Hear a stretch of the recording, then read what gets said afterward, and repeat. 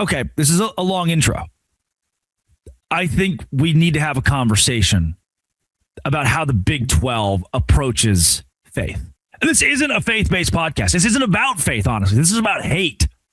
It's about the idea that you can walk into a gym or a football stadium, an arena, and feel like you could be attacked for what you believe in. That's probably not good. And you're sitting there thinking, I'm not religious. Okay, this is still for you. I am religious. Yeah, this is for you. I'm indifferent. This is still for you. It's an opportunity for the Big 12 to build a foundation together, 16 teams. And it starts with maybe not berating people for what they believe in. Let's have a candid, hard, but fun, sweet discussion on a Friday. This is Locked On Big 12.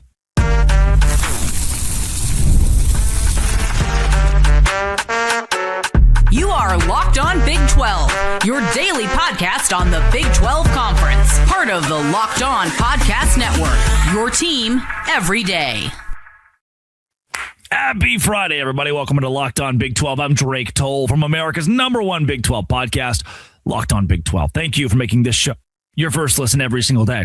All right, here's how this is going to work. Mike Lacey, former BYU football player, will join the show. Actually, I joined his show.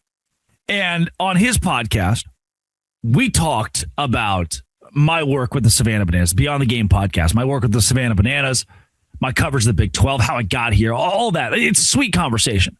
But at the root of it, and really where we'll start, is sports are meant to make everybody feel good, right? Even in defeat, you learn to make the wins mean even more.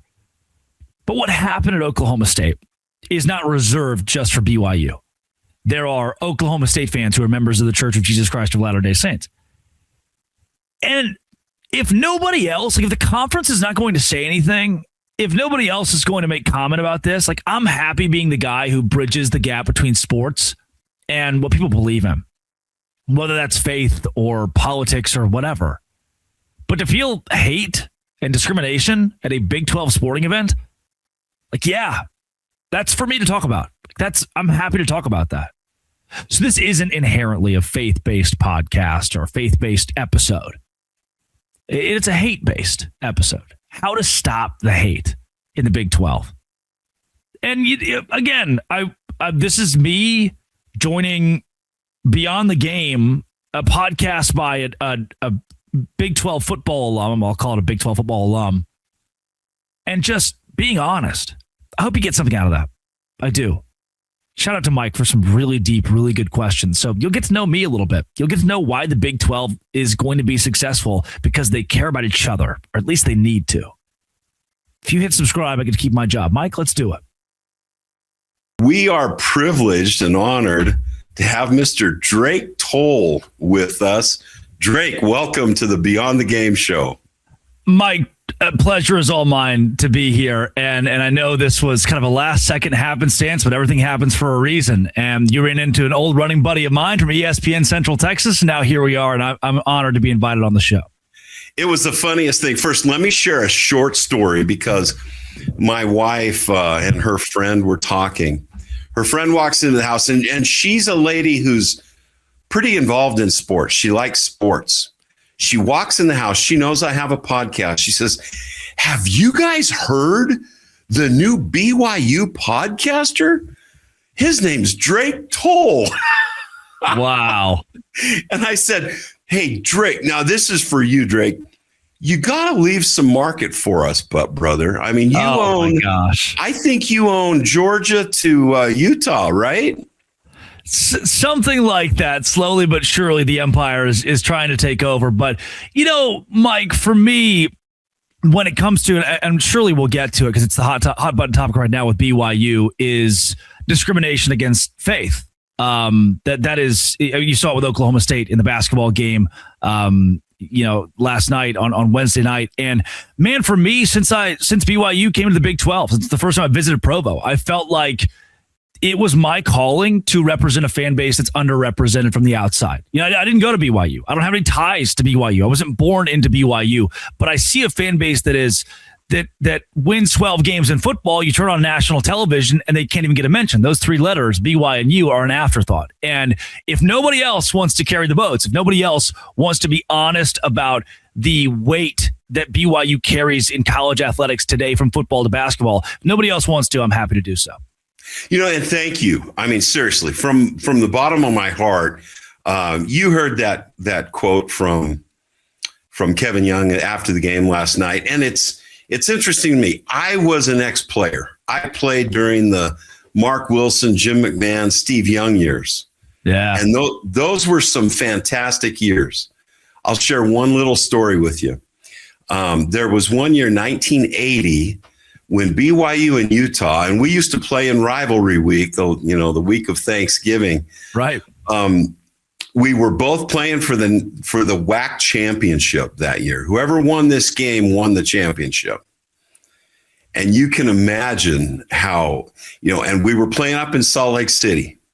So the two buses up from Provo to Salt Lake, we had a police escort because back then, Rice-Eccles Stadium, they had standing room only. There were like extra 10,000 people, that higher than the capacity. And I don't think the fire standards were as critical as they are now. So the police escort is leading us through this mob of people dressed in red. Can you envision that? And there was it might have been a root beer can. I don't know. I was sitting behind a guy named Chuck Ian. Chuck Ian is like a Norse god. He's 6'5". Yeah. He and back then 300 pounds was rare, right? Right. He's a really light complected guy with blonde hair. He looked like he could be at the front of some Norse, boat. Yeah. And there's a Utah fan that threw this can right, and it hit the window right next to Chuck Ian. And his skin, so fair complected, I was sitting behind Chuck, and like a thermometer with red dye in it, Chuck just red. And I was sitting there as a player and a fan saying, these people from Utah don't know what they just lit. Yeah. We used stuff like that as fuel back then. So as a player, I didn't get upset that much when people said things or did things. It was almost like, hey, that's respect. But in this world, I mean, tell me, I heard your impassioned pleas weeks ago, maybe months ago, about these chants. Tell me how you feel about these chants, because as a player, it's just they don't like us because we win, but there's some other things going on too, maybe, right? Yeah, I think Kevin Young hit the nail on the head with, his kids are going to ask about this.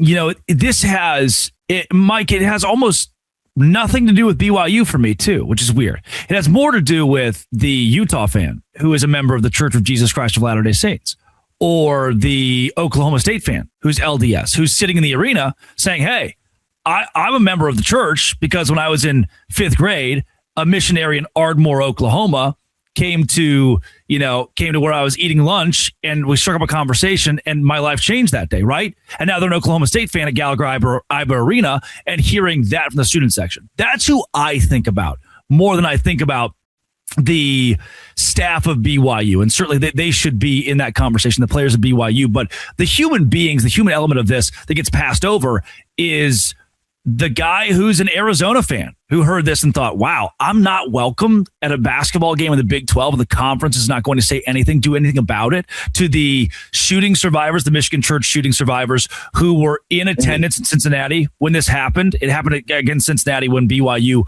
went up there to play the Bearcats. Nothing from the conference, radio silence. It's the fact there's a lack of accountability, that these fans are not being held accountable. And you know what, Mike? I almost don't blame Kevin, the 20-year-old sophomore from Ada, Oklahoma, who was in the student section chanting it, because the guy next to him was chanting it. The guy next to him was chanting it. The guy next to him. Because Kevin probably thinks that BYU fans, these crazy people who've never had caffeine, right? Like he believes this laundry list of these boxes that people who are ignorant of the faith check off as, oh, they're weird. I don't have to see them as equal because of this, or this, because I don't agree with this, or this. And what I mean by don't see them as equal is that if we said, if we yelled slurs or chants that were anti-Muslim, that were here we go, anti-Muslim or anti-Judaism or anti-Christian, you're going, wait a second, that was an anti-Christian chant. That's the thing, Mike. They don't know that, right? Like they don't know what they were chanting was anti-Christian. Because we all said, hey, F the Christians. Oh my gosh, $500,000 fine, 15-yard penalty, flagrant 2. Like we're going to have some serious ramifications. But when it is Mormons, which is a misnomer in itself, by the way. When it's Mormons, we don't care.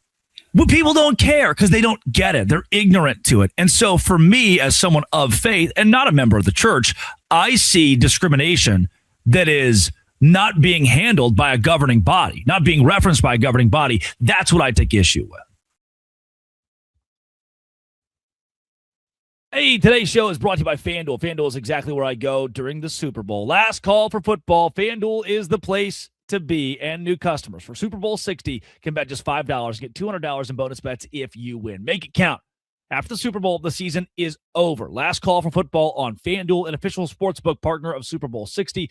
Visit FanDuel.com to get started or download the FanDuel app. Last call for football, one final Sunday, one last kickoff. It is time for you to visit FanDuel and get in on the action today with FanDuel. Today's show is also brought to you by, it's that time of year again, and I'm not even scared, TurboTax. TurboTax is exactly where I go to find a tax expert who's a real human being, who I can talk to, who I can see, who's got sentience. Tax season just doesn't have to just take over your life. This year, TurboTax is making it easier than ever just to hand things off and move on with your day. With TurboTax, it is easy. W-2s to self-employed forms. For a limited time, you can have your taxes done by a local TurboTax expert for just $150 all in. If a TurboTax expert didn't file for you last year, just file by February 28th. Visit TurboTax.com/local to book your appointments and do it today with TurboTax.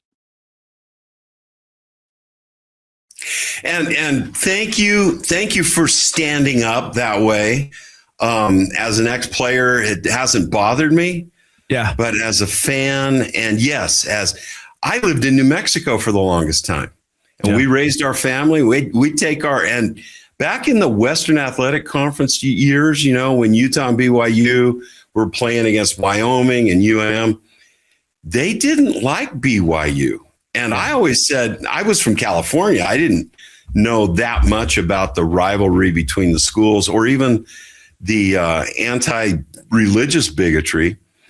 But at UNM, when we went to those games, if I had like a banner on my car or a sticker about BYU, it frequently got keyed. Wow. And yeah, I mean, it just, there's some, call it hatred. Kevin Young called it hatred. Yeah. It doesn't take us anywhere. It doesn't take us anywhere good. And so I know a little bit about, and I want to share some of I think you have this really cool perspective on sports. Your involvement with the Savannah Bananas just intrigues me because years ago I saw this team. My father was a professional baseball player. They were very disappointed when I chose to play football instead of baseball. And why did I go to football? The girls in high school went to the football games. They didn't go to the baseball games. Yeah. You guys at the Savannah Bananas are making baseball into a fun game. And we're going to tie this into what do we have sports about? So I have a short clip and we can talk about your involvement with the Bananas if we can. But enjoy this with me for a second. It's a short clip about the Savannah Bananas.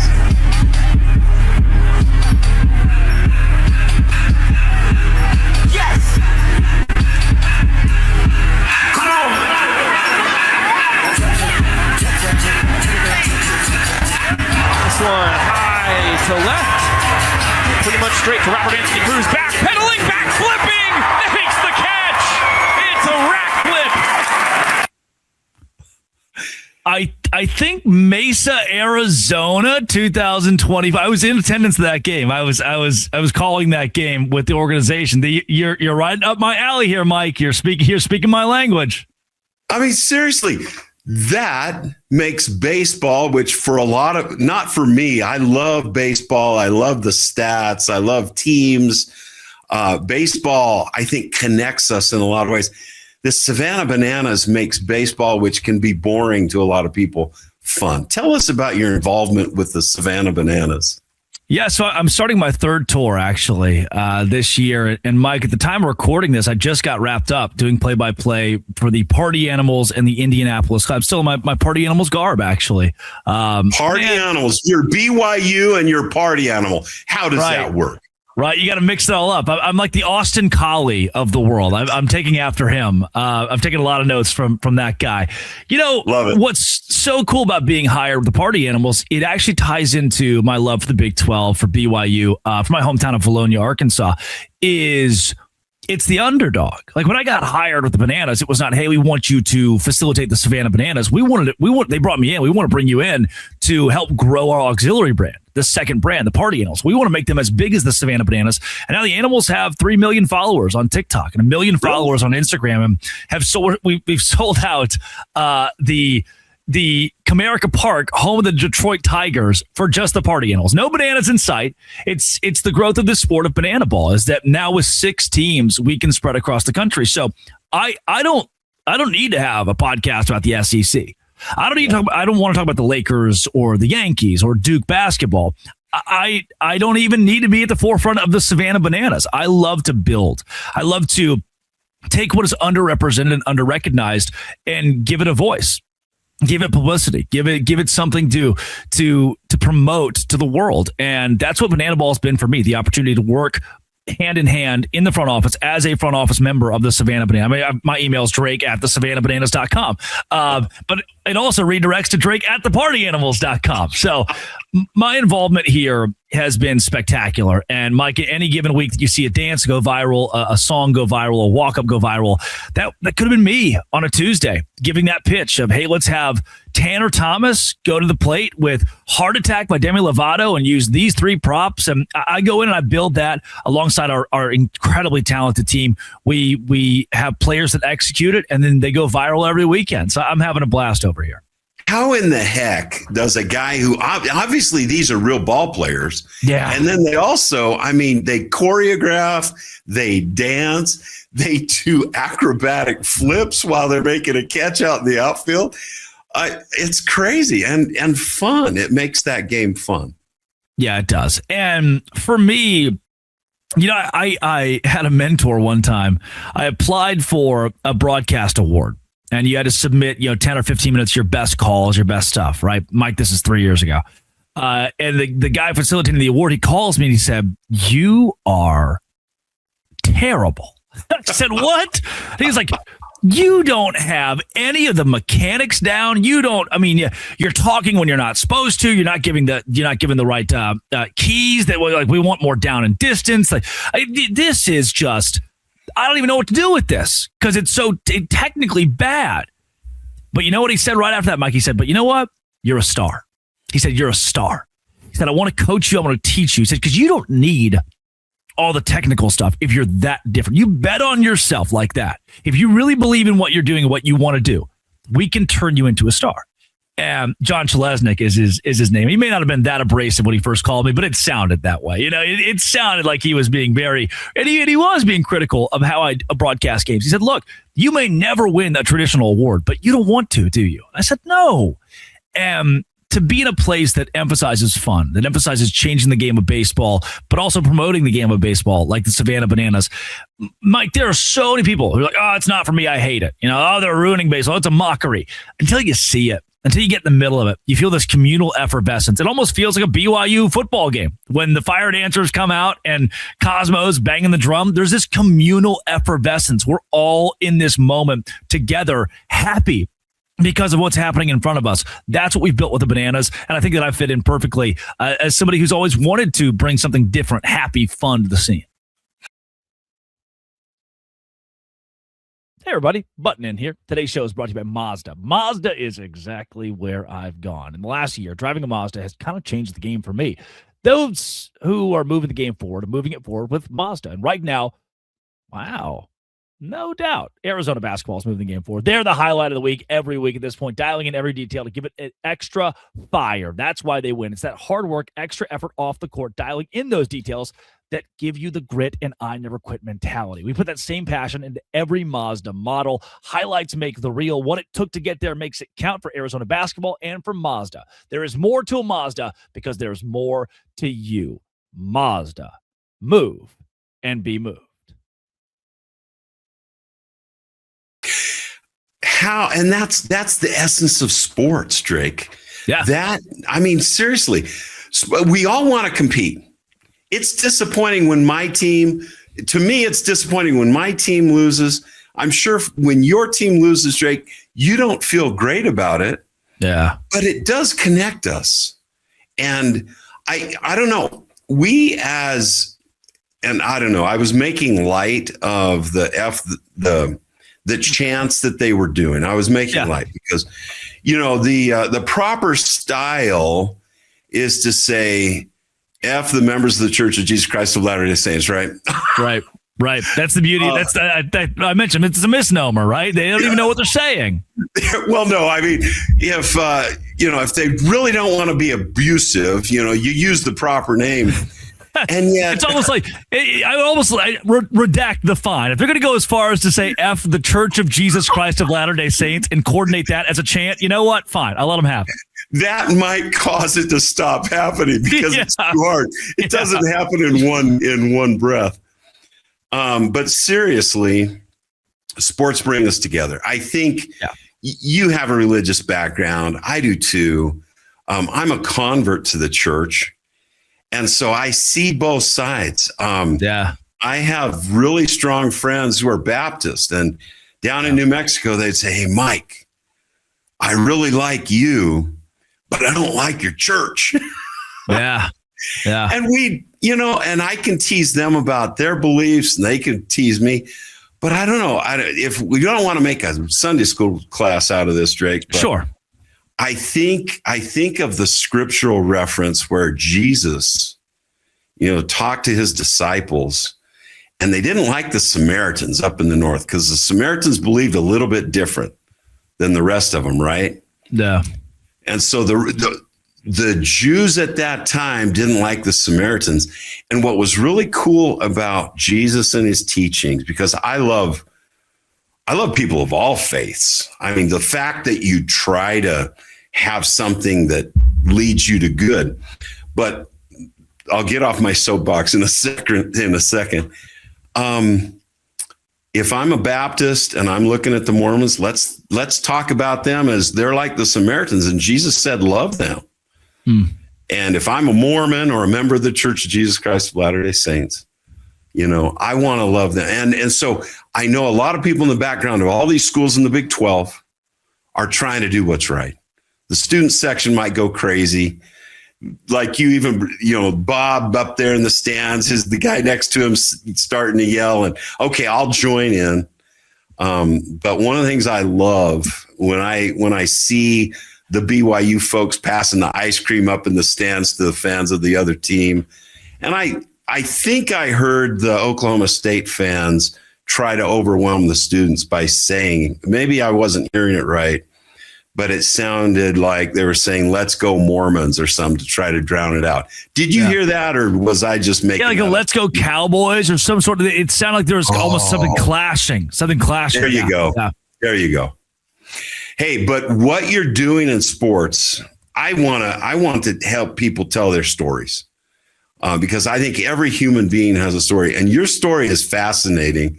Stephanie Beatty, who used to be on set with you, was the one, my son and his business partner and I were meeting with Stephanie yesterday or 2 days ago. And we said, this Drake Toll guy, and I told the story about my wife's friend who said, he's the new BYU podcaster. Yeah. And how you've made such an inroad with our people. People just want to be affirmed. Right. But Stephanie said, "Oh, let me call him right now," and you picked up, and that was cool. Yeah. I had to. I felt it pull. It's like, if Stephanie's calling me, there's something needs to be done. There's something pressing. And Mike, I think you articulated it well, and to say that this wasn't meant to be Sunday morning Bible school lesson. I hope that, and I think you should, if you really listen to what Mike said, not to take over your own show, but if you really listen to, you can believe in nothing. You can be of any faith, any belief system. The mentioning of Christ in this conversation, or the mentioning of, Christianity, the Church of Jesus Christ of Latter-day Saints, the parallels, Catholicism, any of that mention is more of us all understanding that in sports, we can come together here. And in this, it should not be a place, the Big 12 should not be a place where you question, as a Catholic, as a practicing Catholic, or a practicing member of the LDS faith, or a practicing member of Judaism, that you'd walk into a venue and feel as though what you believe in is going to be attacked, or you walk into a venue and you feel as though you don't belong or you're not welcome. And so I want to reemphasize what you said there. This is less of a take you to church, teach you something you've got to apply to your life about one certain faith and one certain way to believe. No, I think we should all believe that in sports, there is zero place. There should be zero tolerance for making people uncomfortable for what they believe about their soul. And that's a weird, you may feel uncomfortable yourself hearing that. Like, wow, the sports guy's mentioning the word soul. But man, I do think that there's something deeper. Savannah Banana guy, Right. There's something deeper to this whole thing we're living. I'm happy to say that on Beyond the Game or Locked On Big 12. I'm happy to say there's something deeper than the life that's in front of you. And if that is the case, I do believe it's the case, then, anybody who believes that should not be left out or feel discriminated against at a sporting event of all places. And I like the way Kevin Young ended his conversation. Yeah, we do have enough hatred, and some of that hatred leads to actual violence. I won't say against, there was in Michigan against the LDS people there, but consider the other religious bigotry over the hundreds and thousands of years. We can do better. To me, these are learning experiences, because we do need to unite. And where the Big 12 has such a powerful podium is to bring people that sometimes feel divided into being united. And so I'm just grateful that BYU is part of this conference. Yeah. Because, you got a Baylor helmet behind you there. We visited Baylor, and I know that, there you go. We visited Baylor, my sons and I, when BYU went there a year ago. And I loved it there. Yeah. And I know, there are a lot of people there who might not like or understand members of my faith, but I think there's at least 90% unity in the way we believe, the way we want to live our lives, and there might be 10% difference. Let's emphasize the unity, because I'm excited. That's a beautiful venue. First of all, Baylor played us in a really good game. They made a comeback. Yeah, similar that game to what BYU was doing this year. Drake Toll, I'm just grateful that you've been able to join us for a minute. Tell us what your strong feelings about the Big 12 and where it's going, because you can see the Big 10 and the SEC trying to kind of shoehorn the ACCs and the Big 12s out of the money pockets. Where do you think we go? How do we survive? How do we thrive as a Big 12? Yeah, I think the Brett Yormark open for business moniker is a start. Looking at any and all avenues of future success for the conference and growth of the conference. That said, there is the SEC's strength, their great strength is community. They're a very communal conference. They want you to know there are hats that say SEC on them and have the 16 logos that people wear because they love their conference that much. That is the foundation. Like the start can be, all right, where do we go next? Do we try to add Miami in a big ploy to steal from the ACC? Do we try to grab Louisville or Virginia Tech? That's the long-term play. That's the big play. But the foundation If that's the start, the foundation, the most important piece is having all 16 teams in our league united around the Big 12. Having Utah united around the Big 12. Having Texas Tech understanding this is a conference we want to invest in, buy into. And then from there, that's where true success is. The Big 10 is struggling right now to merge USC and Rutgers, UCLA and Illinois. You're hearing it from their coaches, from their athletic directors. It's taken a toll on that conference. They've lost their identity. The ACC, Cal playing Virginia in a conference game, or Stanford playing SMU. Traveling to Clemson, right? Or SMU, right? It feels weird. It feels different. The Big 12 is predicated on grit. Fan bases that are built with grit. You've got the coal miners of West Virginia, and you've got people who work the counter at a Maverick in Orem. And they all come together and love Big 12 football. There's something about this conference for fan bases, people who feel like they've always been overlooked, to root for. So it's a matter of making sure our 16 teams are as cohesive as possible. That's the foundation of how we have long-term success. And you know what, Drake? They play football in these Midwestern towns. Yeah. They play, when you go down to Texas, and we've got a lot of Texas influence in Oklahoma. And football kind of drives the roost in sports, but men's basketball too. I mean, as far as the money-driven sports. But thank you for all you do representing the Big 12. I love we need to talk more about the Savannah Bananas if you want, because that just brings a smile to my face. And to me, that's what sports is all about. Sports is about bringing people together, growing, developing our skills, being entertained. And Drake, you bring entertainment to it. And you also bring people to it, because you know intuitively how to connect with people in Utah and how to connect with people in Georgia. Right. And you're doing it with flair. So thank you. Of course, Mike, it is an honor to be a kid from Valonia, Arkansas, population 35. I've got that one's over here. I got that population sign. Won't tell you how I got it. And it's just, it's so cool to have an impression from a small town in a state that's overlooked and underrated and underappreciated, and then be able to represent fans who feel the same way, to represent people who feel the same way as they consume sports. So like I said, Locked On SEC will never be for me. Hosting a Lakers podcast, not my vibe. Talking about the Yankees, don't need to do that. I find a lot of hope and a lot of satisfaction in representing the underappreciated and underpromoted. And so it's like I said at the top of the show, an honor to be on with you. It's just an honor to be recognized for talking about things that the rest of national media don't really want to touch. Like I'll go there. And Mike, the opportunity to join your show is vindicating.